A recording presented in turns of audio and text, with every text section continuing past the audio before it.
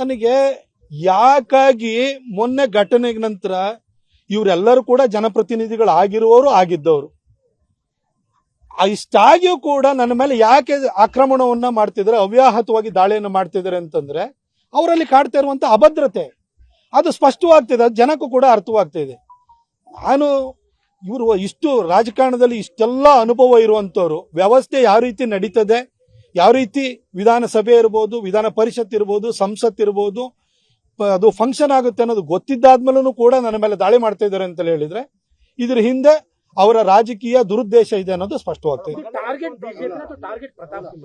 ಕರ್ನಾಟಕದಲ್ಲಿ 28 ಜನ ಎಂಪಿಗಳಿದ್ದಾರೆ, ಯಾವ ಎಂಪಿನೂ ಟಾರ್ಗೆಟ್ ಮಾಡಲ್ಲ. ಮೈಸೂರು ಎಂಪಿನೇ ಯಾವಾಗ್ಲೂ ಟಾರ್ಗೆಟ್ ಯಾಕೆ ಮಾಡ್ತಾರೆ? ಎಲ್ಲರೂ ಟಾರ್ಗೆಟ್ ಮಾಡ್ತಾರೆ. ನಾನು ಇವ್ರ ತರನೇ ಸೋಮಾರಿ ಸಿದ್ದುನ್ ತರ ಕುತ್ಕೊಂಡ್ಬಿಟ್ಟು ಕೆಲಸ ಮಾಡದಲೆ ಜನರನ್ನೆಲ್ಲ ಜಾತಿನ ಎತ್ಕಟ್ಕೊಂಡು ಈ ಕೆಲಸ ಮಾಡ್ಕೊಂಡಿರ್ಬೇಕಿತ್ತ? ನಾನು ಅಭಿವೃದ್ಧಿ ರಾಜಕಾರಣ ಮಾಡಿದ್ದೀನಿ. ಬೆಂಗಳೂರು ಮೈಸೂರು ಹೈವೇ ಮಾಡಿದಿರೋ, ಒಂದು ಮೈಸೂರಿಂದ ಮಡಿಕೇರಿಗೆ ಹೈವೇ ಮಾಡ್ತಾ ಇರಬಹುದು. ಇದೇ ಹುಣಸೂರಿಗೆ 213 ಕೋಟಿ ರೂಪಾಯಿನಲ್ಲಿ 294 ಗ್ರಾಮಗಳಿಗೆ ಕುಡಿಯೋ ನೀರಿನ ಜಲಜೀವನ್ ಮಿಷನ್ ಅಲ್ಲಿ ತಂದಿದ್ದೀನಿ. ಇಲ್ಲಿವರೆಗೂ ಕೊಡಕ್ಕಾಗಿತ್ತ ಕಾಂಗ್ರೆಸ್ನವರಿಗೆ? ಪಿರಿಯಾಪಟ್ಟಣದಲ್ಲಿ 303 ಗ್ರಾಮಗಳಿಗೆ 239 ಕೋಟಿನಲ್ಲಿ ಕುಡಿಯೋ ನೀರನ್ನ ತರ್ತಾ ಇದ್ದೀನಿ.